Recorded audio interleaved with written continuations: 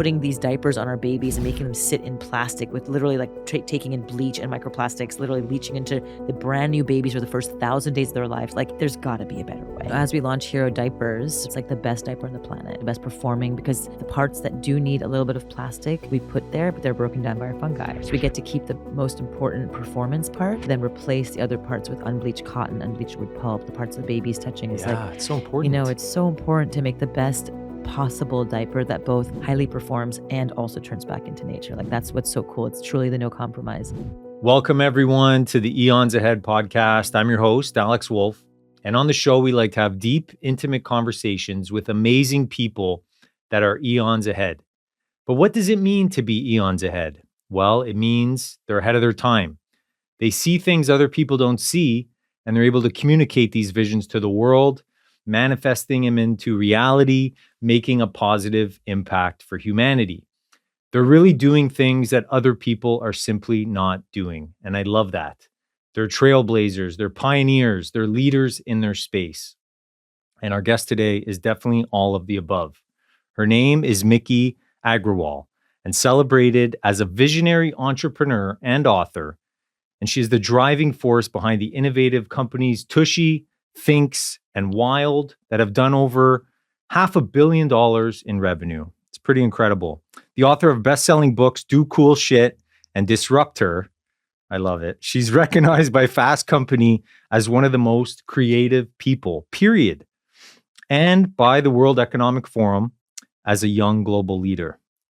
Beyond her entrepreneurial ventures, Miki is known for her compelling presence as a speaker, offering unique insights into taboo product development, creative marketing, and business scaling.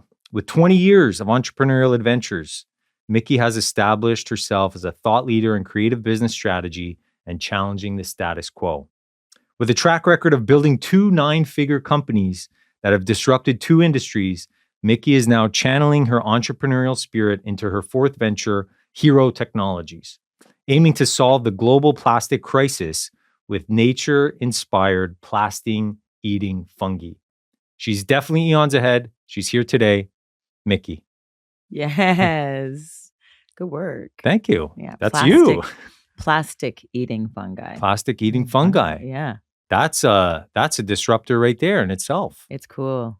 I love that you're in the business of fungi too, in a different context, but similar in that we're harnessing nature's billion-year-old technology, the most ancient technology to both heal and transform, whether it's plastic, whether it's our own psyche. It's beautiful. Yeah, totally. When we're in a mastermind together, for the viewers that don't know, and when I heard you say, nature's technology, the oldest living technology, that's straight out of my vocabulary. Amazing. So I'm like, oh, someone else is getting it, that this is really Mother Nature's technology. It's the oldest living technology. It's the largest living technology and the smartest living technology, in my humble opinion. So it's like, why not align with that technology to really make an impact? That's right. So let's get into it. Let's get into HIRO and talk about you utilizing and joining forces with Mother Nature's technology. Yeah. Collaborating. It's a cooperative mission. Absolutely. And I love that. So let's talk about it. How did you get into building a relationship with this technology? Well, it actually starts with a really fun story, which is I gave birth to my son, HIRO. Yes. Who, it changes your life when you have a kid, and it shakes up your entire worldview and like what matters. And for me, like what became super present is the world we're leaving behind. Mm-hmm. Like, what is the world we're leaving behind? Mm-hmm. And I remember one day when HIRO was 2 years old. I was sitting in my room in my bed, and I'd started taking Fridays off, as I call them, Friday thinking days, where they're not off. Yeah, they're thinking days. Right. They're days where I just receive the universe's, downloads. Yeah, reflect and integrate, because we're so much go. For sure. And for the last 6 years, I've been now 7 years, I've been doing these thinking days. And some days when there's like little things that pop up, I'll say yes to. But for the most part, they're very sacred. Yeah. And on a thinking day, I was just sitting in my room looking out the window and to a tree. And I was like, wait a minute. breast milk is liquid gold. Mm. And therefore baby poop must be fertilizer gold. Mm. And since I started TUSHY, the bidet company, and I know all about washing your butt clean after you poop with a fresh splash of water. And, TUSHY is also, literally served, over 2.5 million customers. And, it's really a revolutionary product. Yeah. For your home experience and home life. And so I've just been in the poop and pee and period sort of things. I start, in the excrement space. So I'm like, baby poop's the next, Wow. How is it possible that we're not harnessing this mama juju fed potential energy of baby poop, and we're using like cow poop and pig poop to like crop our food and to fertilize our food, and yet baby poop we're wrapping in plastic and throwing in the trash and not harnessing it for good. Billions of pounds of this just juice.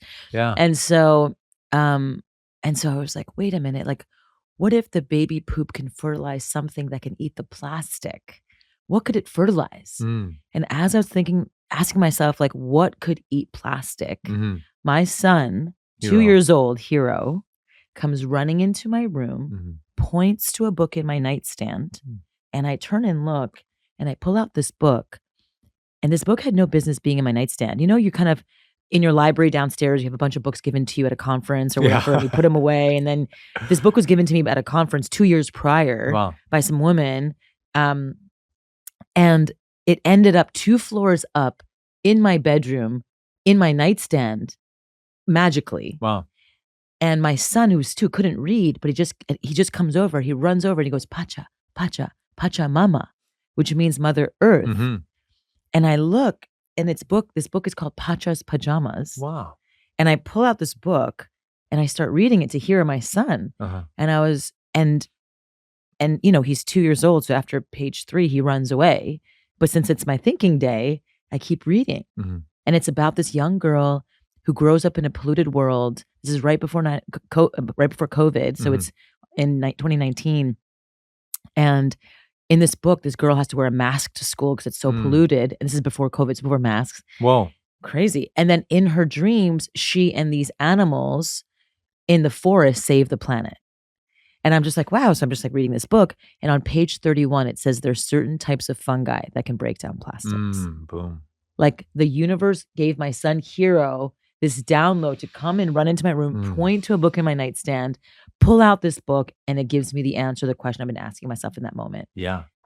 It was such a grace, a moment of grace, like a divine intervention moment. And in any circumstance, you could have missed it. Yeah. But because there was stillness, there was a slowness, the listening kind of, it just stopped me in my tracks, and it just allowed me to listen and just say, wow, okay, I'm listening. What's my next move? Yeah.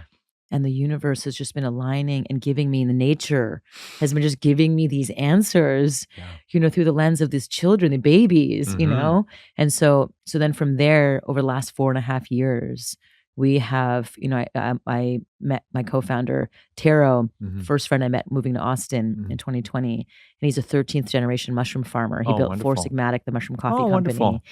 And, really brought adaptogenic functional mushrooms to America. Yeah, they were the pioneers. First pioneers. And he is now my co-founder and CEO. He has 3 young kids under 4. They're all in diapers. Wow. After his first kid was born and he was going through so many diapers, he called me. He goes, I'm in, let's go.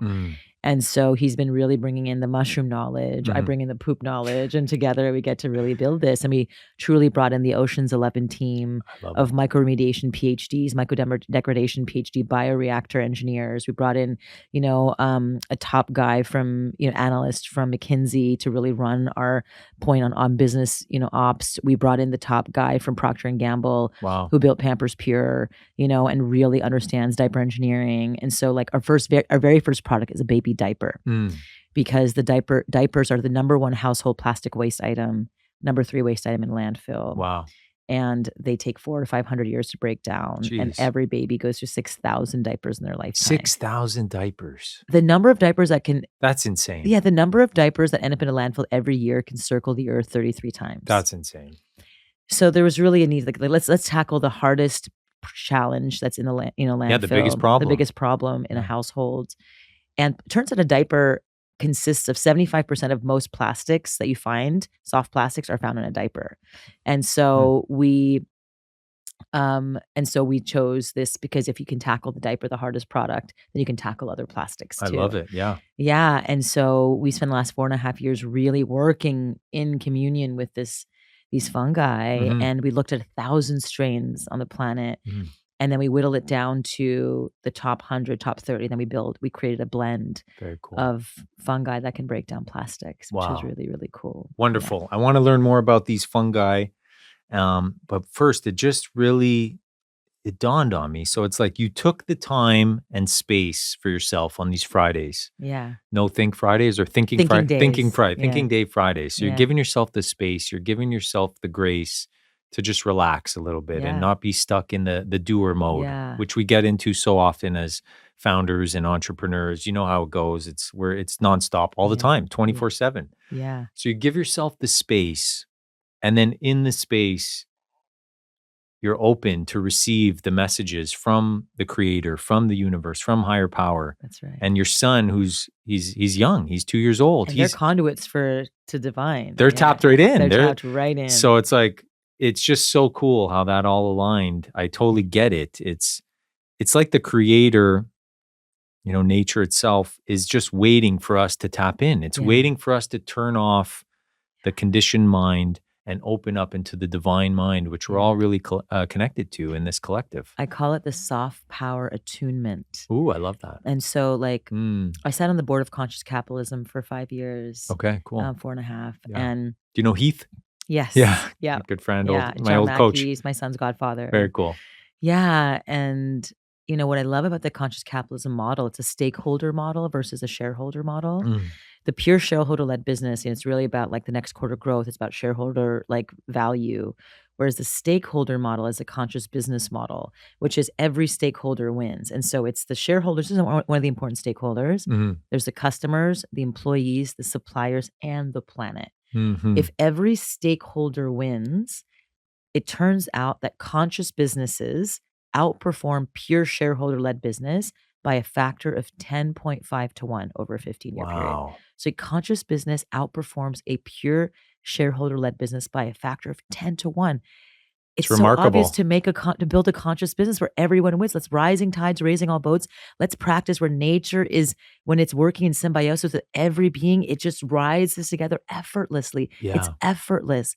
And we put in all this effort for just self-gain and this extractive way. And it's not in this symbiotic, sacred reciprocity way. Giving and receiving. Giving and receiving. It just creates such a more challenging way to scale. So then from my perspective, after really, really feeling into the entrepreneurial adventure I've been on for the last 20 years, where I've done it the hard power way, where I've had to meet the masculine at the table and really just have to fight for a seat at the table to be respected, to raise capital. Still today, only 2% of women are getting invested in today. Still, only 2%. Wow. And, to really, really go from understanding the conscious capitalism framework to then saying it goes beyond that. It's beyond just where everyone wins. It's actually a deeper attunement, which is what I call the soft power framework, which is, I've actually created a mastermind, which I'm launching soon. Cool. Which is around the soft power, which is this attuning and radiating from the inside out. It starts from us. It's an attunement to self, then to a two-person dynamic, then in company, then in community, then into the planet. It's this attunement and radiating from the inside out. And so much of it comes with really understanding how to do the deep personal development work. Totally. How to jump into each other's frames, how to really acknowledge, and then also take yourself off a pedestal onto the path of growth, attuning to nature's seasons, the cycles of nature. There's so much that we can learn from nature and attuning that can just allow us to effortlessly grow our businesses, to grow what we're creating. To me, I believe there's 100x there to create effortlessly by tuning in. Yeah, well said. So well said. It's almost, counterintuitive to the conditioned mind, because the conditioned mind, we've been so conditioned, exactly like you said, for your early part of your career, is really having to force and prove yourself to the masculine energy that's, the patriarchy and all this kind of stuff. when really, once we take space from the conditioned mind and start to tap into the divine mind, which is connected to the heart, the creativity, the imagination, the intuition, and then we're accessing the codes of nature. Right. God created nature, the creator, the universe, whatever terminology you want to put on it. It's really has this divine connection to nature. Right. And the nature has infinite amount of codes because the creator is infinite. That's right. And it's just really turning, I love how you say that, soft power attunement, because we are really like receivers. We're really like antennae. That's right. And we spend so much time in the conditioned mind, broadcasting our thoughts and just overthinking and survival and lack and all these kind of things. And it's really about flipping it around. That's right. And I love that you're onto that and you're tapped into nature. And once you're tapped into nature, there's like this protective force field around you because nature always wins. That's right. And what's so cool, like that that's part of the soft power way is actually not just even, yes, attuning to nature. Of course, that's the most important piece of the wheel of the soft power framework. Mhm.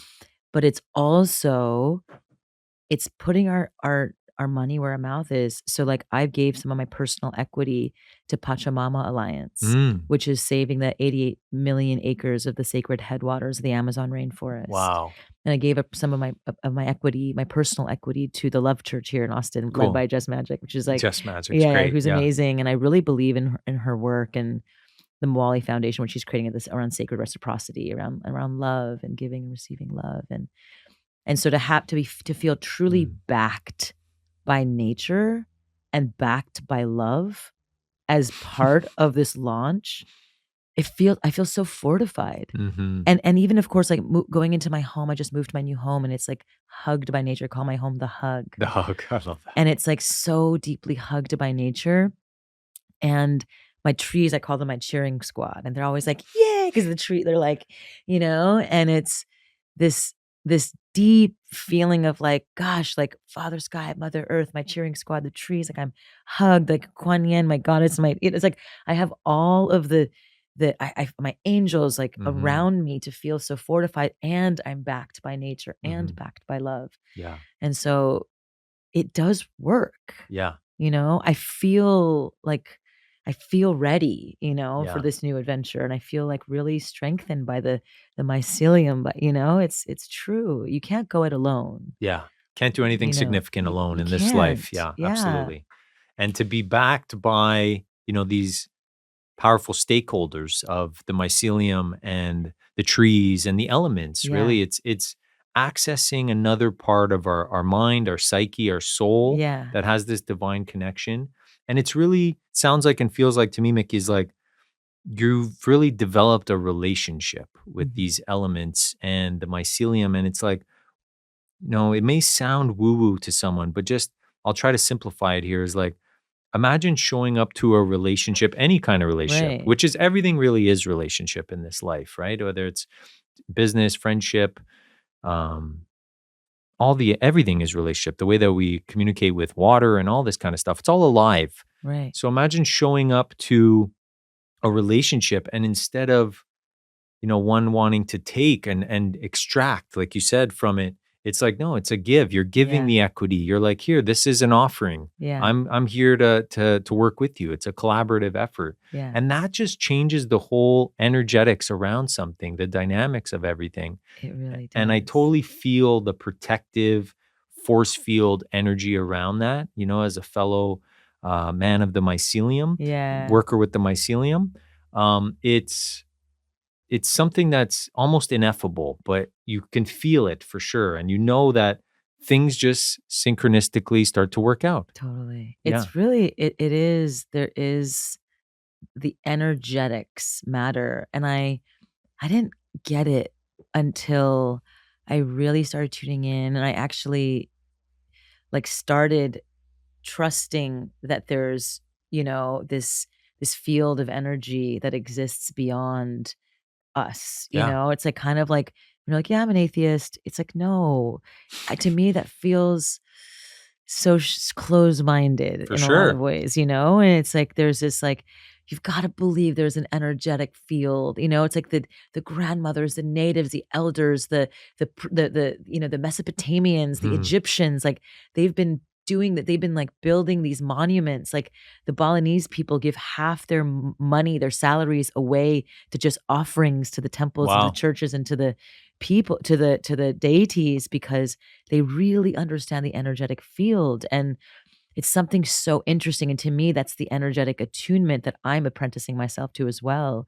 Like being a businesswoman, like it's like I know the way that has worked in the past. Sure. Like, we know, like, you get on your horse, you put your sword in your hand and you charge. Yeah. And that has worked. Sure. And that has worked for me to get off my horse, put the sword down, to like let the horse run free. And then for me to sit and just be in like, cross-legged, tuning into nature with my arms spread open, and just like the curiosity, is its own deep practice. And deep, like, because when stuff happens and you're like, fuck, and it's a stress moment, you want to go back to the old way because it's what you know. Yeah. That's worked. Yeah. It's comfortable. It's comfortable versus like stay and stay and stay and try again.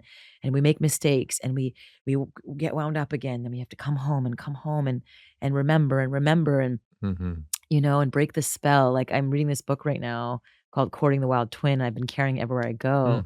And one of the things they talk about is like bad storytellers make spells, great storytellers break spells. And the idea that like instead of like making new spells and like putting things on top of each other, it's like truly just sitting and just breaking through the noise.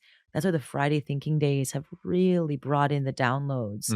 And that's why, like, when I'm just sitting in nature and just tuning in, it's breaking through the stuff, and it just like it creates clarity and attunement to what's true and what's the most important. And so, yeah, I feel like and when I make mistakes, I don't beat myself up. I take a moment to just be like, I'm just gonna go sit. And then I have one of my teammates, he's one of my best friends, he's on my team, Lowry. I've given him some cues, even Taro, my co-founder and CEO, gave him cues to say like soft power when I'm like, kind of like in a moment of like, not remembering. And so then I'm like, thank you. And I get to like take a breath. Or, there's like, it turns out like, I don't know if you've read the book Breath. Yeah. Where it's like 5.5 seconds is like the optimum amount of breathing in and breathing out to get to homeostasis. And so I just told Lowry, just say 5.5. Yeah. Nice. To me, when I need to take a breath in real time. And so it's a real time, moment to moment attuning over and over and over again. Because that's what it takes. We're not going to be like, okay, I learned it. Now, like, I'm going to just be perfect every day, Of course. And so we're flawed by design. That's the human, that's the human nature. And it's just about constantly remembering. Yeah. Remembering. Yeah. I'd challenge you a little bit on that. I actually believe that we're not flawed by design. I think we're actually made perfect in the image of God. And the only thing that disrupts that is the programming around of the matrix world. Yeah. And then we're programmed with these limiting beliefs and limiting things. And then it's exactly what you're saying is like, it's deconstructing these programs that have been so ingrained to us since we were children. And, God bless our parents. They did the best that they could with the information that they had and from their parents. But I'm so in alignment with you that it's really deconstructing and taking the time to relax and reflect and let go of these old thinking ways that condition exactly that we know can get us there. We can grind and hustle and go. But as we mentioned yesterday in the mastermind, which I'm so grateful you brought up, is like we're really creating a new paradigm here. We're showing these conscious capitalistic companies on how to do things differently. Yeah. And applying these ancient codes and ancient wisdoms supplied by nature to our antennae, which is us, to really shift things around and show people that there's a whole other realm of possibilities here. So it's really, really cool, really exciting. I feel very aligned with that. Yeah. Like when as we launch HIRO diapers, right? Our first product under HIRO Technologies, HIROdiapers.com launches April 2nd. So exciting after 4.5 years. Yeah.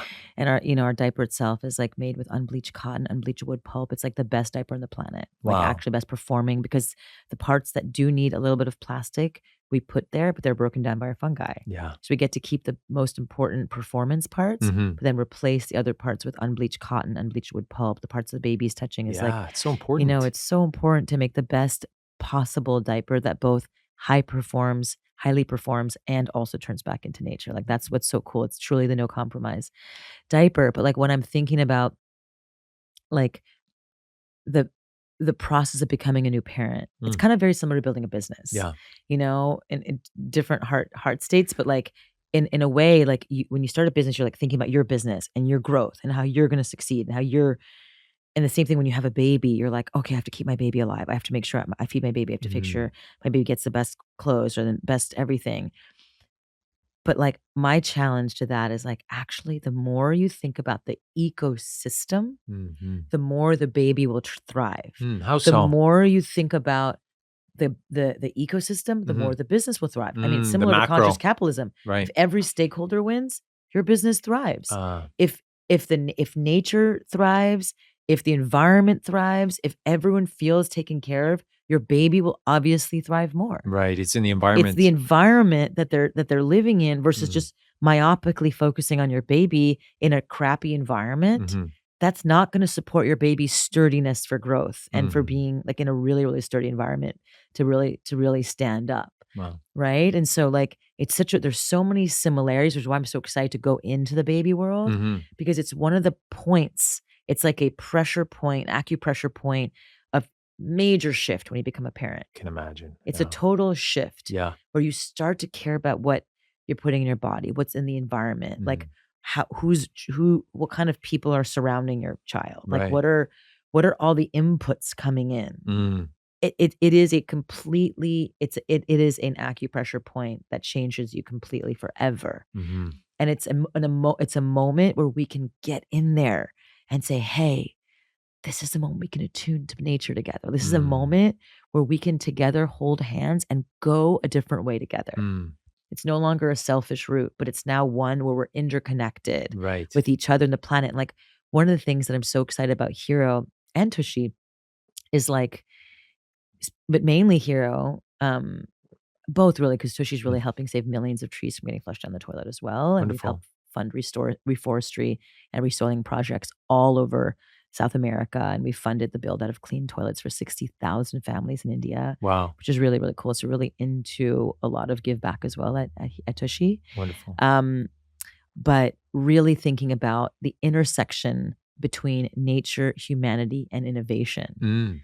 Like there really is like this deep intersection that if we can bring these three things together fully, like truthfully, authentically, there is such a possibility for like a deep shift in consciousness. Totally. It's a real evolution. It's a real evolution because the old world, these, the old school investors, the old school types, they want to see a return on their investment, right? Right. The opportunity. Yeah.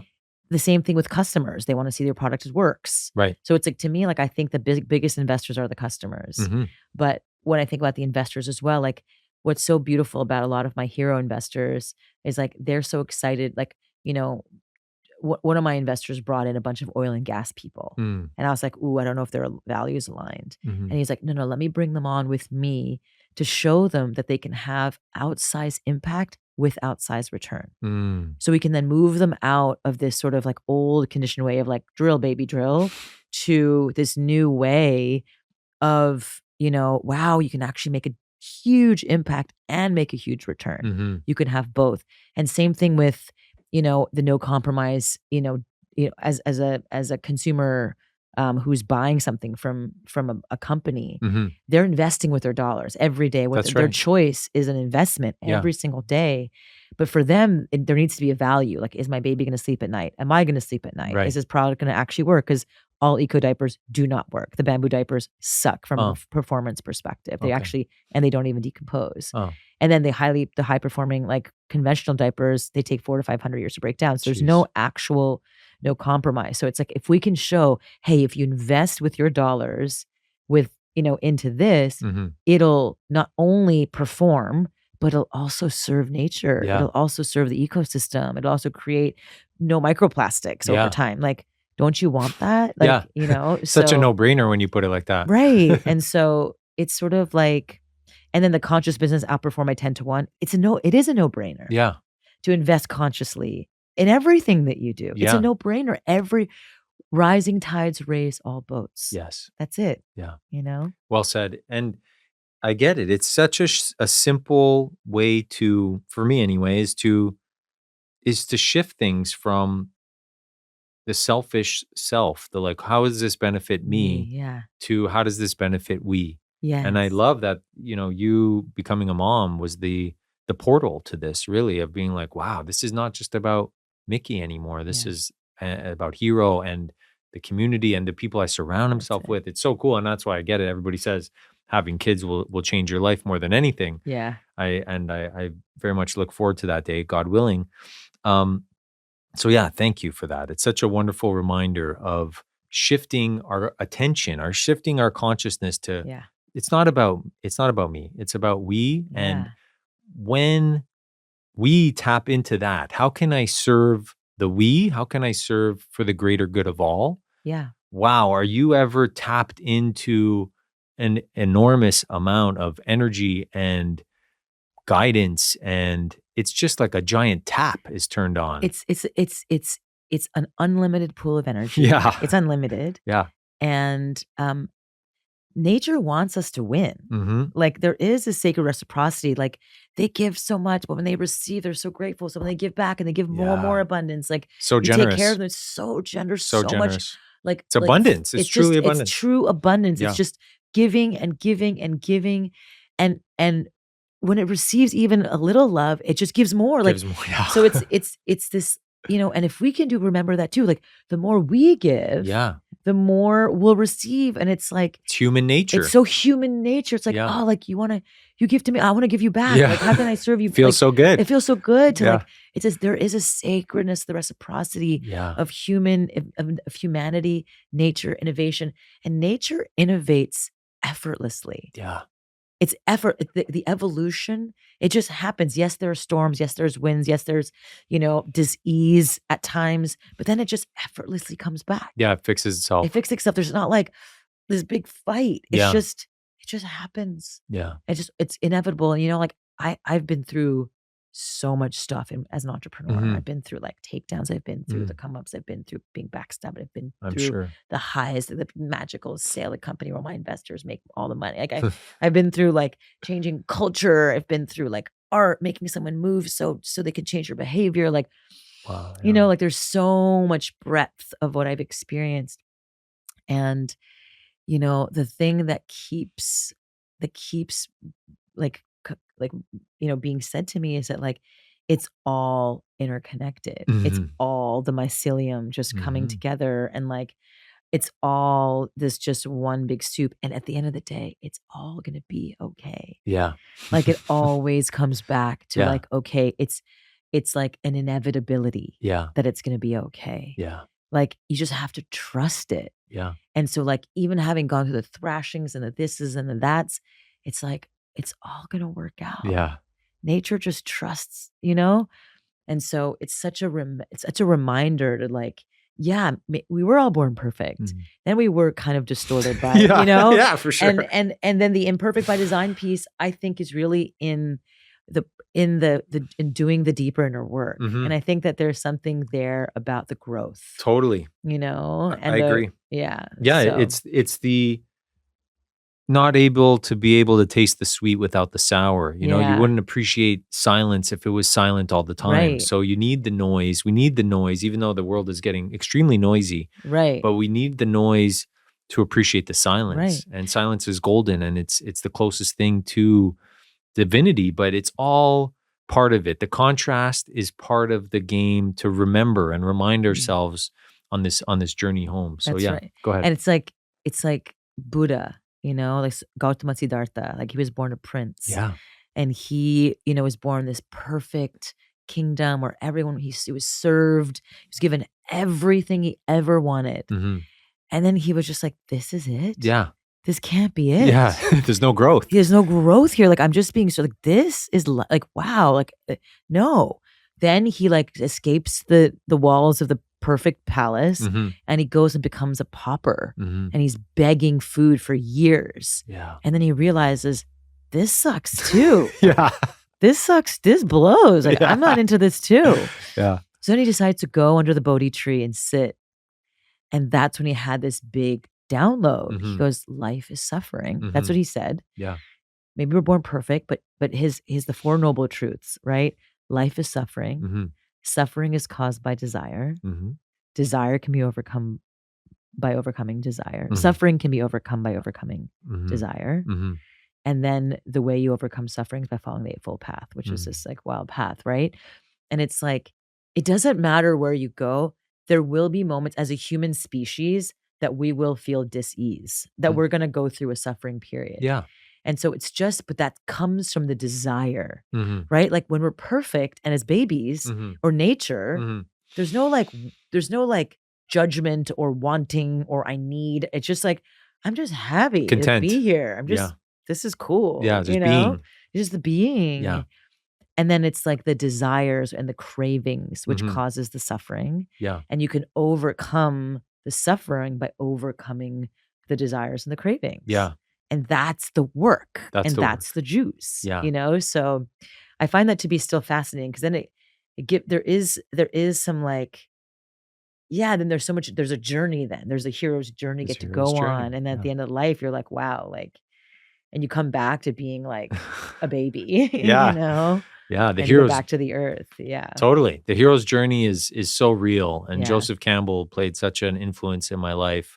Yeah. I love the mythology of all of that. Yeah. And I've been really playing around with exactly what you're talking about on the desire aspect, Yeah. because the desire is what gets us to go on this hero's journey. Yeah. I love that your Yeah. son's name is Hero too. That's so rad. Mhm. It's so perfect. And our subscription's called the Hero's Journey. Oh, Yeah. of course. Yeah. So perfect. Because you are going on a journey with us, actually. Right. Yeah. It's You a are. journey. An Totally. experimentation of like harnessing your baby's poop to help solve the global plastic crisis. It's a journey. It's a journey. Yeah. And I totally get it. And you're becoming part of the ecosystem of this company, going on this journey and disrupting. And I Yeah. want to tap more into the disruption as well, because I'm a big disruptor. So I'd love to Yes. tap in with you on that. Yeah. But just on that note of the desire. So it's like the desire for me, Miki, is really tapping into what my heart desires. Yeah. You know, I desire to make an impact in the world. Well, why? Is because kind of like we touched on earlier, is like, I want to leave this place better than I found Yeah. it. Every building that I walk into, every space that I enter, I desire to leave it better than when I Beautiful. came A in. beautiful desire. And thank you. And that desire gets me to follow my bliss. Mm. When I'm aware of like the sensations and the energies, you know, when I'm Yeah. not in my conditioned mind and I'm in the awareness of the observer, I'm very able to follow the bliss of like, oh, this is exciting. You know, oh, podcast today with Miki. This is exciting. You know, like this is the following of the bliss. And as long as I've done that throughout my career, Yeah. it's been wonderful. You know, it's only when I go back to the old programming and I get in my own way. Right. And then it shifts from a desire to like a want or Right. a craving Right. or a need that's based on psychological nonsense. Right. Which ultimately ends up with like, I just want to be loved. It all Yeah. comes back to I love. just want to be loved. I want to Yeah. be happy. That's Yeah. it. And on that note, we can really love ourselves throughout the whole process. Yeah. It doesn't have to be an outsourcing of love. It Totally. can just be like, yeah, I love myself. I love this Yeah. vessel. I love this life. You know, I Yeah. love breathing, like you said on the 5.5. Like Yeah. it can be so simple, but bringing it back down to that. So I love that you tapped into that, because I believe desire is wonderful. It's what keeps us going on this hero's journey. Yeah.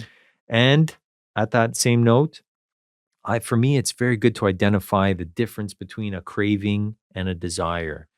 And that's been very helpful for me too. Like sometimes I crave ice cream. But if I Right. give in to my cravings, Right. I'm going to lose track of, What your body really wants. yeah, exactly. Yeah. What my higher desire. Yeah. So Yeah. I love that you brought that up. I've been playing around with that. Haven't Yeah. shared that I yet. love that. I think it's true. The desire versus craving. It's a real, like there's a fine line there, Yeah. right? Same building, different floor. Yeah. Yeah. And it reminds me of this parable of the story of the fisherman. The story where it's this fisherman, he, like loves to sit on his porch and like watch his kids play and hang out.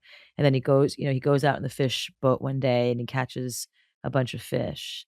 And then he takes this, this businessman on the boat with him. And the businessman is like, wow, like caught a lot of fish today. Like, like why don't we get a bigger boat and just catch more fish and just build a company and like Yeah. actually make a big fishing company. Yeah.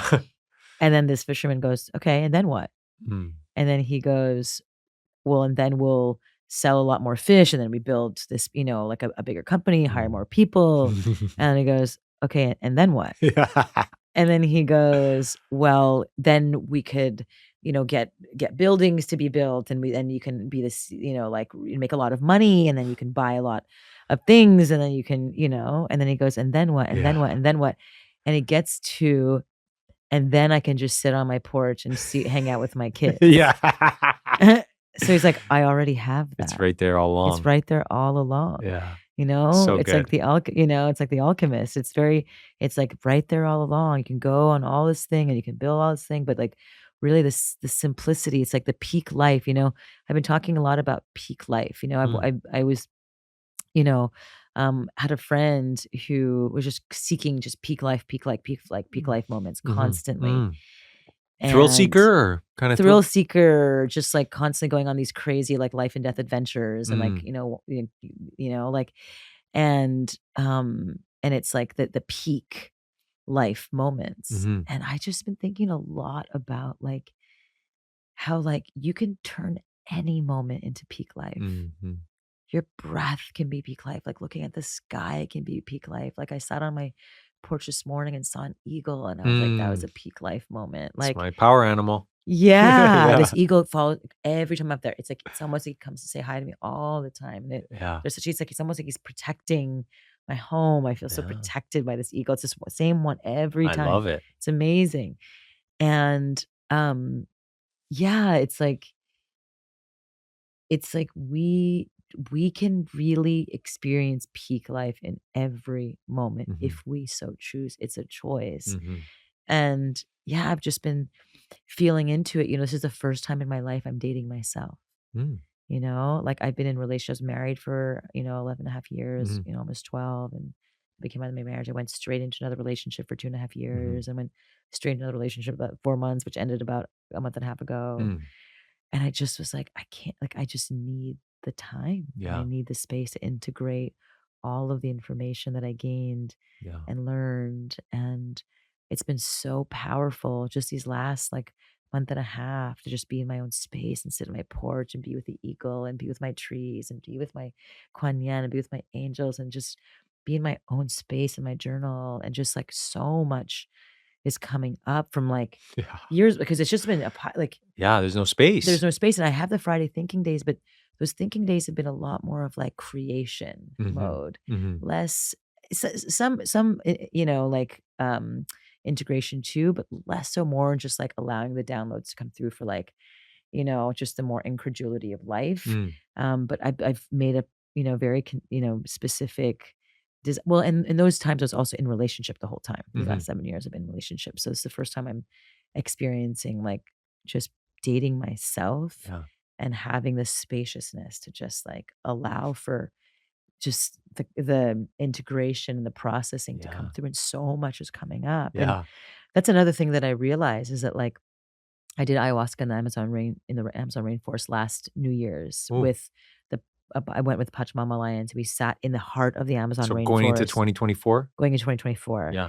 With Lynn Twist, who wrote the book The Soul of Money, and she and with the head of the Sapra Nation, Minari. What's that Sapra Nation? It's one of the tribes, one of the last standing tribes in the Amazon rainforest that's never been to the modern world. Wow. Brazil? They're deep in the Ecuador side. Oh, cool. Yeah. And so it was so powerful to go fly in a little prop planes, get dropped off. The prop planes leave. There's no roads, 88 million acres of just forest. 88 million. And you're just in the middle, in the heart with Wow. this tribe that's never been to the modern world. Jeepers. And so, except for Minari, he's been there, but everyone else hasn't. Mm-hmm. So we did ayahuasca Mm-hmm. with the grandmother who Mhm. made it herself, and she just passed, bless her soul. Mm. Um, and we did ayahuasca in the middle of the 88 million acres, and he made me take a full cup, and Is this your first time? it was my first time in 6 years. So I did Okay. it 6 years prior, 1 sit. This was my second time. Okay. I did 3 sits the same weekend, Mhm. 6 years prior, but I Okay. hadn't done it because I hadn't been called to it, and I had my baby, and Mhm. yeah, and so, and I was a bit nervous, Mhm. Yeah. actually, but, I surrendered and trusted the forest would hold me and this beautiful tribe and Lynn, and then I just took the cup, and I laid back, and then a circus. It was like a circus of just whoa. And then feminine energy came through, and then it just slowed and slowed and slowed and softened and softened. And just like what came through were these words, this one line over and over and over again. It was move slowly Mm.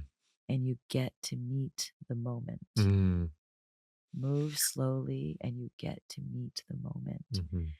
It's like we move so quickly, we miss the moment, and we Mhm. miss the moment, and we miss the moment, and then we just miss the moments, and the next Mhm. thing you're dead, Yeah. Yeah. versus like, wow, like I sat in the darkness. I did the darkness for 5 nights Mm. in the Wow. pitch black cave underground, Wow. and it was where you got to be just like with yourself and Mhm. nothing else. And it's like, oh wow, and everything slowed down, and the moving slowly and getting to meet the moment is such a true um it's like it's relates the whole life, Yeah. It's a major code. it's a major code. Mhm. And I moved so quickly. I Yeah. moved so quickly. Yeah. And gosh, like I'm so happy and excited to just slow Mhm. down. Mhm. And even the pace, this new company, it's like our team comes to my altar now after I have our Mm. meetings. And we Mhm. just sit in the altar and So we just cool. breathe in nature. Yeah. Everyone's nervous system relaxes. Mhm. We share gratitudes. We cry. Like that's our meetings. Our Yeah. monthly we call it all shrooms, and we're just sitting, in my altar in Yeah. nature outside. It's so beautiful. And Yeah. it energizes the team, For sure. you You're know? not in survival anymore. It's Yeah. really tapping into the abundance of Unlimited pool of energy that exists in exactly. nature. Yeah. Exactly. It's such a code and such a great reminder for the people listening is, our conditioned mind is conditioned to go so Effortful. fast, effort Yeah. and go, go, go. And and then in that way of thinking, in that mentality, there's never enough time. There's never Enough enough. time, enough money, enough this, enough that, Exactly. enough And abundance, enough. It was just never enough. it's never enough, which It's is never the enough. opposite of abundance. So it's Yeah. like, and then if someone is putting out that energy of never enoughness, well, that's just what the world reflects back to you in the cosmic mirror of life. It's really Yeah. you get what you give, you reap what you sow. So if Yeah. someone's just reaping, it's never enough, it's never enough, it's never enough. Exactly. And then you're missing what I would say is like the whole point of it all is to Right. just enjoy the present moment, the That's now, right. which is all we ever have, which is like you're saying with these peak life experiences is just now. We're Right. here. We're here. We're peaking. We're peaking. I know. It's like this is my journal, and this is like an art project my ex-husband and I started. It's so good. My friend Called- Charles Clay has that on his hat. Exactly. Yeah. That's our art That's project. you? That's us. That's Oh me my and my gosh. ex-husband. Yeah, my husband. Oh, Yeah, it was. yeah. So we good. it's our art project called Holy Shit We're Alive. Oh, I love that. Yeah, I've and been our seeing friends that for too. years. I didn't even know that was you. That's yes. It's awesome. There's little silver stickers Yeah. and the hats and the Yeah. And so we created this art project called Holy Shit We're Alive because it's like Holy shit, we're alive. Like that's it. That's the it. gift. That's it. That's it. It's enough. That's it. It's enough. And so it's like it's just a constant remembering of like we get to wake up every day. Yes. What an honor, what a gift. Yeah. And so all the stresses, all the pressure, like it's just like it's all made up. It's all made up. fabricated. It's all time is made up, money's made up. the lines that create borders and the passport. It's like the It's taxes. constructs. It's all made up. It's all could all be changed. That's why my mastermind called the New Paradigm. It's called the New Paradigm Mastermind. Great It's names. like, You're so good at the names. yeah, Got to tap into that a bit more. yeah, it's a new paradigm. Yeah. And it's like, it's a new paradigm of what we can create, like cities, like communities. Like we don't have to have gray streets. It could be painted with beautiful, Oh, I love colorful that. art. Like we can do 1 hour of community service every single month, and at 8 million hours in New York City just alone. And you'd a beautification. Imagine if 8 million people in just 1 hour planted all these plants, how Oh beautiful my God. our nature. Like if roads were colorful, if the trees were, if I have this. I wrote this paper. What the world would look like if the feminine side of all of us built our cities. It would be rounded buildings. It would be hugs. It would be painted streets. It would be hours of community service, or just 1 hour a month, and it would be beautification where you would just beautify your neighborhood, and there's flowers and good smells everywhere, and like your neighbors, and instead of hospitals with dingy lights and the beeping it's the sounds, worst. it's like colorful sewed stitched like quilts and like colorful walls and like a hug like I have just this whole vision of what the world could look like if we did it not with like scarce, the least amount money possible, the most tight everything, but like how most can you do it? How most? I How love it. most can you do Yeah. it? And it's like we shun the elders and we It's all disrespect backwards. the children. It's just like, oh my God, the school system, it's like churning in, churning out. The school classroom, like it's made for, literally, classrooms were made to turn people out of the Industrial Revolution so you can be a cog in the machine, teach you how to become an industrial cog. Like that is where our system began. In my book, Disrupt Her, I talk about the education system and like how like it was created to create cogs in the machine so you could put them in and put them out. It's just not how you learn. Yeah. It's backwards. It's backwards. Yeah. And so, yeah, there's just so much there that could be disrupted and that can enter a new paradigm of soft power, of like still power. It's not meek, it's not quiet. It's just it's easeful and it's abundant and it's effortless and it's inevitable. It's just like, I believe there's 100x potential in an inevitable way if you tune in this new paradigm. Totally. That is just what I believe to be true. Yeah. And I know to be true. Yeah, I agree with you. I resonate with it. And I know it to be true as well, because it's really tapping into our unlimited nature, which is really what we are, which is really what nature is. We keep going back to it. And I know it. And it's really, again, I'm saying it again, but that part of our mind, it's all mental, right? It's all in the psyche of the world. And in that part of the mind, it's really where the imagination is.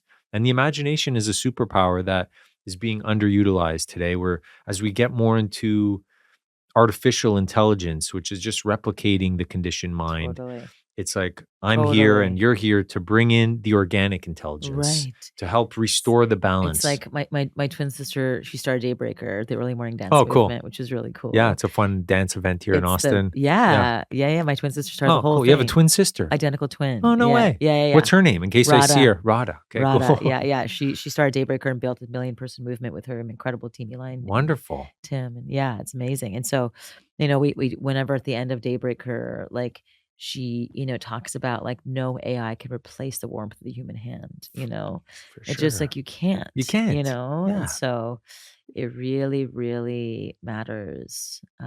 And to like not replace, like, it's like we can easily chat GPT and it's just like, but it does take the soul out of it. You can see, and it's too perfect. It's too perfect, exactly. And it's authentic. But it's still a beautiful tool. It's a tool. It's a great tool. Yeah. But, for like planning and stuff like that. And like, there's nothing more authentic than like the human spirit. Yeah, of course. It's the divine. It's divine. Yeah. And everybody's desiring that. They want that human being connection. Being is the essence of God, of the creator, is beingness. It's just now. Yeah. And I love that so much. So we've said the word many times now. And I want to dive into a little bit. I'm genuinely curious about disruption. You've entered several spaces and disrupted these spaces over your career. And I love that. I'm very much a disruptor as well, but today let's focus on your disruptions. And what I'm really curious about, and for the viewers, I mentioned in the bio, but there was women's period underwear. Is Yeah. that the fair way to THINX. say it? Yeah. THINX. Great name. Yeah. THINX. Yeah. Super cool. Love the names of all your creations. I'm a big name I like guy. Eons too. Yeah. Thank you. It's dope. Yeah. Thank you. And TUSHY, Yeah. home bidet, Yeah. cleaning butts around the world, like another disruptive thing. That's Yeah. it's like you go there where I'm curious, and now the fungi eating plastic, which I believe can totally change our whole paradigm. Yeah. So where I'm going with this, Miki, is what is it for you that senses an industry or a space is ripe for disruption? Like, what is that process like for the mind Yeah. and heart of Miki? Yeah. Well, so first of all, disruptive innovation is basically an innovation that takes an existing market Mhm. and then creates a new market. Right. You know, New just creates a paradigm. new paradigm, right? And Got so it. I really am always been interested in, what that shift could look like. And I actually came up with like a thesis around changing culture, Mm. and it's a three-pronged thesis. The first is like recognizing that there's got to be a better way. Mhm. Like bleeding in a pad that's bleached or a tampon that you're putting that in the most absorbent part of your body that's got bleach and processed stuff in it, and Sounds awful. it's just not it's that it doesn't, and it gives you cramps when you wear tampons versus, but then when you wear pads it's also like bulky, and it's like it's there's Sounds no awful. breathing. It's thick. It's just there was Wow. nothing. So like that was an experience of just like, wow, there's got to be a better way than Right. this. And so like for example, right now I'm on my period and I'm wearing my THINX, and I'm Mhm. just like, wow, like it's totally giving me freedom, and I feel Mhm. it's breathable, and it's just leak proof. It's amazing. Yeah. And then, with Tushy, it's like, there's no way I'm just wiping my butt with trees that have been literally here to give us oxygen, and literally this incredible like technology that could take in carbon dioxide, carbon monoxide, nitrogen dioxide, and literally convert that into oxygen that we can breathe. And we're cutting them down and wiping our asses with them disrespectfully to the tune of 15, 20 million trees per That's year, insane. including the Canadian boreal forest. It's just like that's Mm. one of the biggest carbon sinks in the world. It doesn't make any sense that we're Mhm. doing it these ways, right? Mhm. We're putting these diapers on our babies and making them sit in plastic with literally like taking in bleach and microplastics, literally leaching into the brand new babies for the first 1,000 days of their life. Like, there's got to be a better way. Yeah. There's just got to be a better For way. sure. And so first, it's just the awareness of there's got to be a better way. And then really, really creating a best-in-class product. Like, I Mhm. believe that, like, what is it that I want? I want something that's breathable, that makes me feel sexy, that makes me feel good, that makes me feel like I'm not having to, like, change something all the time, but I can just wear a pair of underwear, wash them, and they're brand new again. And I feel like we've helped divert billions of tampons, pads, and applicators from landfills. It's, like, huge. Wow. Um, with Tushy, we've helped save millions of trees from being flushed down the toilet. Incredible. And it's a bidet that simply attaches to existing toilet, and it gives literally people who have chronic hemorrhoids, UTIs, fissures, itching, bacterial vagina, like if you just want to be clean before you go on a date, like Yeah. you just wash your butt clean after you poop, or you wash your vagina when you're perioding, or if you're like a new mom. It's an obvious upgrade to your Yeah. life. It's a Yeah. game-changing It upgrade to is. your life. I've been on the bidet game for probably 8 years, and it's like, what was I thinking before this? And I would never go back to anything Exactly. else. Our customers go, there's life before Tushy, life after Tushy. Like you For sure. you can't go back. No, you can't go back. And so it was just like a disgusting experience of just like wiping I'm just having to go to the sink and wet the toilet paper, and then my dripping hands would go to Yeah, the not a toilet. good It was user just experience. horrible. And so, and then the diaper crisis, which is insane that this Mhm. is just horrible. And so there was just like, okay, like creating a best-in-class product that can replace the existing product. That's Mhm. way better than the existing product. Mhm. Then the second prong is artful, like just creating art across every touch point of your brand. Mhm. If you look at THINX, if you look at TUSHY, if you look at HIRO, our aesthetic is so beautiful. Mhm. And so we're talking about poop, periods, and like baby poop.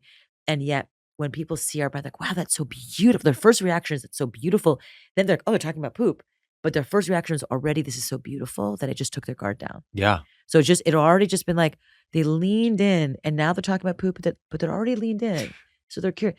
Then the third prong is accessible, relatable language. Mm. It can't be too heady, too medical, too clinical, too technical, too academic. Mhm. If it's two of those things, it's over their heads, like, I'm not interested. Yeah, they don't But all of a resonate. sudden, you're talking to me like you're texting your best friend. You're talking to me like in language that I understand. It's little self-deprecating, a little fun, a little silly, a little goofy. It's not like so like perfect. Mhm.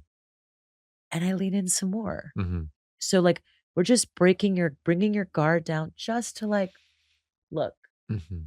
through the art and through the relatable language, and then the best in class product will take you home. Yeah. Will shift you all the way because you're like, wow, this is like a 100 times better experience. Yeah. I have my friends, Alana and Joel, just had twins, and they've tried all the diapers, and they're Mm. like 10 out of 10 times I would just choose the HIRO diapers just from a product itself. Mhm. Like the best in class product. You can't just be like, well, it breaks down with the mushrooms, so I'm going to buy it Yeah. because it It's still is not the good for the full planet. thing. It's not the full The experience. full experience. Like Totally the get it. diaper has to work. It has to perform. It has to do its job, or it's not a great product. Totally get it. So it's like, and it breaks down and turns into nature. Wow. Yeah. That's the revolution. Yeah. The same thing with TUSHY. It's the best in class. Only took me 10 minutes to install. Mhm. Like it was so easy, and holy cow, like there's no plumbing or electrical required. Mhm. Wow. And in 10 minutes, your life truly changes. Like truly.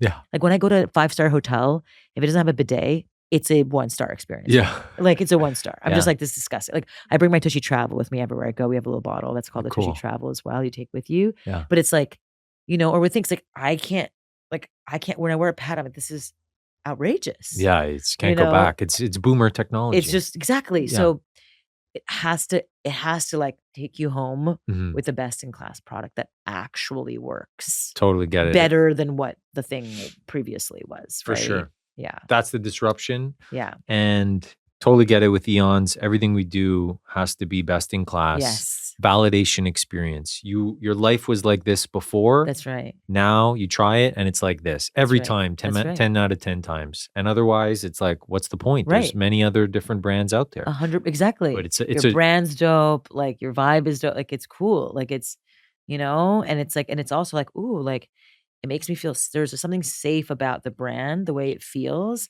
that it makes me like, oh, I kind of want a microdose. Yeah. Like, that feels like I Yeah. would feel safe to do that with your brand because I feel like I trust you, Right. the brand. It feels trustable. Trust is key. Trust It's one is of so the codes of huge. nature, right? Yeah. Like you said. So it's like you approach a relationship, whether it's with the the user, the consumer, the stakeholder, with trust, and then there's a resonance of trust That's right. and then it's like breaking down their conditioned mind, their skepticism, this kind of stuff. And I love that you went into lanes of taboo. Like there's, like who's thinking of going into period underwear? Right. Like not me, that's for sure. Right. But I love that you went into several different taboo areas and disrupted them all. It says so much about your creative genius. And I just want to acknowledge you for that. It's super cool. Well, I always think about like when people ask me like, I want to start a business. What should I start? I always say, don't start another t-shirt company. Don't start another commodity. I say the same thing. It's funny you say Please that. don't. Yeah. It's like if you don't know what to start, the first place I would start is the Millennial Development Goals, where you go and look at the MDGs that the UN has put together. And it's like the guy who, like one of the MDGs used to be the malaria problem. This guy saw that, was like, I'm going to build bug nets for, cheap for 25 cents to sell to local people in these, malaria laden environments. And he became a very successful billionaire, Yeah. while solving a malaria crisis because there was a need for that back then. Yeah. So it's like, if you want to build value in all the ways, you want to actually like do good and do well, you want to have outsized impact, outsized returns, I would look at blue ocean categories. Yes. That's what we talk I would about. look at like white spaces, like places that you're not now saturated and you have to be like, our diaper has this one material improvement, or, like Coterie, for example, has like the most amount of plastic in any diaper, but it's, considered the most performing diaper, but it's really like has the most amount of plastic as an example. And so it's like, there's always something that has like a give to it, right? Where it's like, wow, like, okay, like great, it performs well, but ooh, like that feels challenging, right? Right. And so it's like, how do you create something that fulfills on all the things? All the things, checks Yeah. all the boxes, Checks all the and boxes. gets that warm, fuzzy feeling. So Yeah. when they invest their hard-earned money, that Yeah. there's there's an exchange. There's an energy exchange because Yeah. they worked hard for it. And it's like, okay, I'm going to invest in this and I get this validation Yeah. experience, this feeling Yeah. of investing in Yeah. oneself, you know, Yeah. which is the ultimate investment. So Yeah. I love that. There's two things I want to ask you that are on my top of mind. Silly question, Yeah. but where did the name THINX come up with? I think it's such a great name. What's the inspiration behind THINX? Yeah. I remember I was like going up an elevator to a mall, like to look at like underwear in the underwear aisle of like some, just to see what was out there. Mhm. And I was like, oh, these underwear, like it's just like it doesn't think of you like every Mm, day of the month. It just doesn't think of you, doesn't think for you, mm, And I was like, think. And then I was like, oh, like when we think about Gore-Tex, like X, Gore-Tex. the X, and there's like this like feeling of technology. Mhm, There's like a technology piece, like the X feels like high, like so I was like, thinks with an X, underwear that thinks of you, mm, thinks of underwear, but it has the X, there's this tech, it's underwear technology. mm. And so that's where that name came from. I love it. Yeah. I love that you've incorporated technology in each one of your, Yeah. well, the major big brands, Yeah. not Wild, which is a restaurant in New York. Is that right? Yeah. It was the first gluten-free Oh, cool. restaurant in New York. Oh, I love that. Gluten-free pizza place in New York. Oh, And so wonderful. this year's our 20-year anniversary. My 20-year Amazing. anniversary. Like most restaurants close. 95% of restaurants close in their first year. 85% of restaurants close in their second year. Wow. We're going on 20. It's pretty insane. I started when I was in my early 20s. Yeah, it I'll was definitely crazy. check it out the next time I'm in It's New on York. it's on Hudson between Perry and Charles. Oh, Yeah. good to know. It's the best. It's the best. It's like John Bon Jovi's favorite restaurant. Paul So McCartney's there all the time. Meryl Streep. It's like That's awesome. it's like the Greenwich Village, like, favorite healthy pizza spot. My favorite food, like if you said, okay, Alex, tonight's your last meal, Yeah. it would be pizza. It's called it's considered a thalamus food. What does that Because mean? it's a brain food because it has all the food groups. The Oh, reason why people crave it, yeah. it's got the grain, it's got the protein, it's got the dairy, it's Sauce. got the sauce, it's got the vegetable. It really fulfills your body's needs Yeah. if done right. Yeah. It's my favorite. So, yeah. I love pizza. People that know me is like, but I don't eat gluten anymore. So it's like really so perfect. I love that, some of your, well, 3 to 4 of your big ventures all utilize technology, Yeah. right? And now it's really bringing it back around to nature's technology, how we started this conversation. And wild is nature. It's supporting local Oh. farms, creating local jobs. It was the first nature inspired, like, So cool. yeah, our tagline was there's perfection in imperfection. What comes Mhm. from the wild is already perfect. I love it. Yeah. So good. Yeah. I gotta be honest, like I resonate with all of your creations so much. Even the word wild, I say it all the time. I'm like, Yeah. that's wild. I've been saying it for years. So Yes. super cool. Yeah. As a fellow founder from Montreal, we're both from Montreal, working with the mycelium, Yeah. Mother Nature's technology, now here in Austin, Texas, to be able to, converse with you and get to know about you and your story and your mission. It's truly an honor. So I'm very grateful to share this space with you. And on that note, how do you see Mother Nature's technology changing the paradigm? Any thoughts on that? Yeah. I think, the elders have known forever Mm, that nature will eat us up. mm, Like we're the ones that's gonna go extinct. mhm. It's not nature. Yeah, nature. They're Yeah. gonna just ravage us and just chew us out. And just be Nature like, always wins. nature always wins. Like we can create the most crazy sky towers and whatever, and one big tsunami or tornado gone. Mhm. So like look what happened to fires in California. Just Yeah. all these beautiful on the side of the like gone. It's Mhm. like she's the fiercest Mhm. and the most attuned and the most alive and the most like both vicious and easeful and gentle and kind and still and non-judgmental, and it's like we can learn so much if we just remember like the city world, like, before the Neolithic times, in the very big, we were hunter-gatherers. So we Yeah. would gather just what we needed. We would tune in with nature. It was so much more in symbiosis with nature and sacred Yeah. reciprocity with nature, just what you need. And then give back so much prayer, so Yeah. much reverence. Yeah. And then all of a sudden the Neolithic times came farming sedentary life came. And then you basically created like, this is my land. I need to have my wife with my offspring protect my land. That we became me. It became like a me world.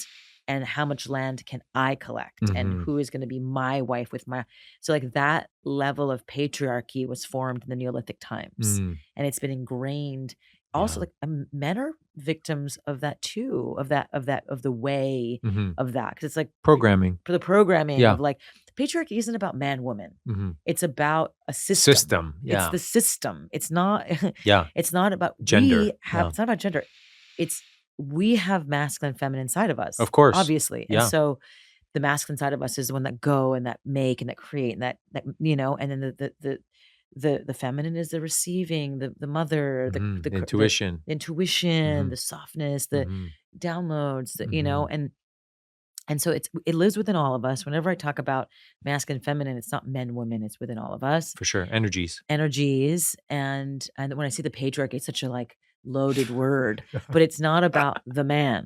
It's about the system that we've all been indoctrinated into that oppresses most of us, to be honest. Of course. And mostly nature, which will only kill us all by the oppression of this system, right? So it's kind of like, may we rewrite a new paradigm. Love it. In symbiosis, in community, because the old system isn't working. The mine, selfie generation, me mode is, I mean, look who we've elected. Like it's just, right? Like, and it's a fascinating world that we're living in. To me, like what's happening in the world of politics, to me, is like the final breath, the last dying breath of the old system. That's trying to be like, it's the end, but like there's always this like this gasp to stay alive before you die. That's what happens. People actually have that gasp before you die. And so it's this final gasp, I think, from this old conditioned system until the new paradigm begins. And I believe it's going to be like one of attunement. And I feel like the feminine side of the men and women it's that part of us is being cultivated a lot more than it ever was, because the vulnerability is power. Like the men's groups that are coming on, like all the different emotional, like suppression that's coming out sideways with violence is now coming out in true tears and being able to be okay with, grief as a man, in this conditioned way is beautiful. One of my best friends called me yesterday crying and being like, I'm sad. And he's like, it's beautiful, powerful man. He's like, I'm sad. And I just want to be, I just want you to feel my sad. Like, and I just be able to be like, I'm here. Like whatever, like whenever you're in this vulnerable state, all it makes me want to do is hold you more. When you're like, when a friend's coming at anyone with anger, or like, I got this energy, puffy chesty outie, I call it. If you're just like puffing your chest out, if you're puffy chesty outying me, it's very hard to want to comfort you. But if you're coming like, I'm sad, I'm like, oh my God, it's vulnerable. It's vulnerable. And so it's beautiful. So vulnerable is really powerful. And it's like, that's the soft power piece, right? Power. Like, so yeah, like I can learn that too. And I feel, when I feel like I need like defensive, when I feel like unsafe, there's this like, there's this warrior Kali that could come out too in all of us. Yeah. Until we're like, okay, I'm safe. Like this is all an illusion. Like this lack of safety is totally an illusion. Like I'm safe. And then you're like, okay, like let's sit and like just really like be vulnerable together. Like I'm like I can say like, I love saying I'm vulnerable. I love saying I'm sensitive. I love saying I'm tender. I think a lot of people, especially in positions of power, have a hard time saying that. For sure. I have a hard time saying that. Like I'm sensitive, I'm vulnerable, I'm tender. Yeah. It's wild how those qualities that were portrayed as weakness to this patriarchy, this system, this matrix, are actually some of the most powerful, authentic energies that we can lead with, and I had a mentor that shared that with me years ago. He was my best friend back in the Montreal days. And you would have loved him. He was awesome. His name was Spade. And Spade, he was the one that taught me about vulnerability is really powerful. If a man can't be vulnerable, he's really in defense. He's really in protecting himself. And that was a major paradigm changer for me. And I think it's a wonderful way to connect into this to the human nature that we actually are. And it's like when you get to heart-based communication, you actually get more motivated, more done, more excited. Like, it's so funny because I'm so sensitive and I'm so tender. Like, I'm just working on this like little project for one of my companies, and like, there's it's being received a little bit with pushback. And then there's a part of me that's like, I just want you to say, I love it, Yeah. like I think it's cool. Yeah. And there's a part of, there's like still like there's the tender parts of us that, that like it's interesting. Like sometimes when the sensitive part of me doesn't get taken care of, Mm. the tender part of me, then what comes is like the protector. Yeah. Totally, yeah. To protect the tender part. Yeah. And I'm just noticing it happen in real time. Like, wow, like that's happening right now. Like I'm actually third party watching it all happen, and I'm not stopping it because I'm just watching it go down. Yeah. The awareness. Yeah. And it's just like, wow, this is so interesting. Like, I just like, even if I'm the boss, I still want to be appreciated. Of course. Yeah. I still want to be told I'm doing a good job. Yeah. I still want to be told, like, It's natural. it's just like, and it's like sometimes it's just like, oh, well, you're the boss. Like, I'm just gonna like shit on your idea. I'm just like, ouchie, Yeah. And so there's such an interesting thing where I also in that moment could have been like, ouch, like I want to share my tender vulnerability. Like, like I feel like sometimes when you're all at the table in a creative table, like everyone feels like they know it all, Of course. and it's like, Doesn't get anywhere. it doesn't get anywhere. It's No. like versus like, can we all just like witness each other's perspectives and see like maybe this is a new interesting way to like go about trying this new content strategy Yeah. versus Explore it. in Yeah. a real way versus like, maybe not. Like I don't think you know what Yeah. you're talking about. Like it's like, wow, okay, Yeah. So like I want to respect where they're coming from, and I want to receive the respect from where I'm coming from. Yeah. And it's a sacred reciprocity again. And when it's not sacred, I can see my colleague coming out, and Yeah. I'm like, "Ooh, I gotta go take a deep breath." Yeah. Yeah. You know what I mean? 5.5. 5.5 right now, Yeah. And so, and again, none of it is wrong. Like, again, nature has storms, Mhm. and then nature has clearings, Mhm. and then nature has those soft moments. It's not saying soft power means not powerful. Right. Still power. Still power and knowing the boundaries. Like today Mhm. when, like I experienced, this girl hotboxing my house, I'm like, I'm gonna put a boundary up. And it's gonna Boundary. be a Yeah. hard boundary. Yeah. And like, And that's the masculine. That's yeah, where it's balancing. within It's each of us. within each of us. It's the Yeah. harmonized human. You like our Yeah. friend Garen Jones talks about. Yes. And that's really embodying both energies Yeah. and creating a safe space within. Like all Right. safety is cultivated from within, and then embodying that and communicating that with vulnerability Right. so that the other the human can feel it. And it's Right. not in my head like, oh no, shitting on that. Totally, because what happens is like the whiplash inside of us. Yeah. When you're just like the roar, and then you're like, fuck, and then you're like, okay, soft, and then it's like, but then I just need to like, like put a boundary up. And so it does. So unless there's like a smooth transition, so like right now, like I've been writing in my journal about transitions. Mm. It's like, how do you create smoother transitions in your day Mhm. that then can create smoother transitions in your nervous system? Mm. That, it's all about like these transition moments, right? Like when I'm waking up and like I get to have tea ceremony and then the altar, but then, when my son comes in the room, I have to be like, oh fuck, I gotta like get him ready for school. And then I gotta get Yeah, him the out the doer door, comes and in. then, Yeah.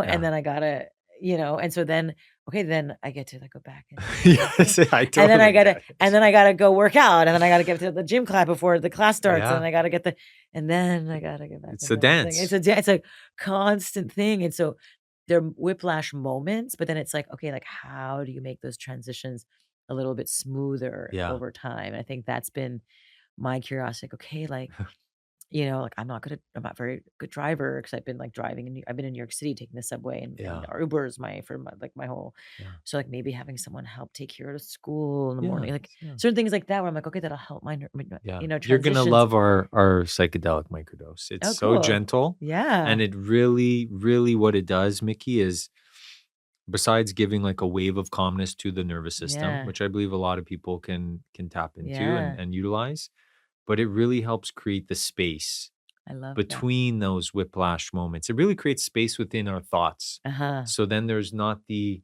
reactivity Right. to whiplash or defend or these kind of things. And as a founder where there's so much to do during the day, and then we know the beingness, the the receptivity, the intuitive thing is really what it's all about. Like that's where we Right. want to be. And yet sometimes it's still like Yeah. the other like it's like and the beautiful thing is we're noticing it more and more Yeah. now Yeah. as I become the third party observing, It's like, the best. and I'm just like, wow, like I'm really like Yeah. in this moment Which is right now. powerful. Yeah, Yeah. yeah, yeah. Yeah, You're the gonna sacred love it. witness. Yeah. Sacred witness. I love it. Miki, I just want to thank you so much for everything that you're doing in the world, and mostly being you, being authentic and being a voice for women, for entrepreneurs, for founders.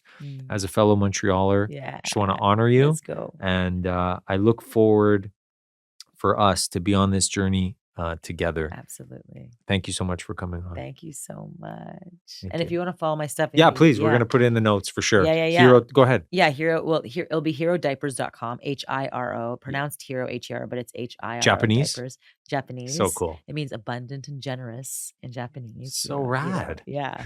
Nature, abundance and generous. So HIRO Diapers, you can please follow at right now it's at HIRO Technologies, HIRO Technologies, but it'll become HIRO Diapers. Cool. At HIRO Diapers as well, depending on when this comes out. Yeah. And then if you want to check out my mastermind, Yeah. it's just mikiagrawal.com/new paradigm. Cool. And it's like going to be this experiment. I'm bringing in some of the top energetic healers and teachers and business people to really Wow. help us shift into this new paradigm of where we can go. The elders, like, Wow. it's just going to be How many just people in the mastermind? 15. Oh, good. I like that. Cool. So like very tight. It's for people who are men and women, but who are entering this new. It's 100x effortless. Like that's love what it. this is about. And this first one is just small, but I want it to be really mighty and juicy. And the next one will be a little bit bigger, but this first one is a true experiment, and I'm excited for that. So check that out. mikiagrawal.com/new paradigm. And if you want to follow me, it's the only place I really do stuff is on Instagram. So at Miki Agrawal on Instagram. On IG. Yeah. Got it. Awesome. Thank Yeah. you so much, Thank Miki. you. It's been such a pleasure. Such a pleasure with you as well.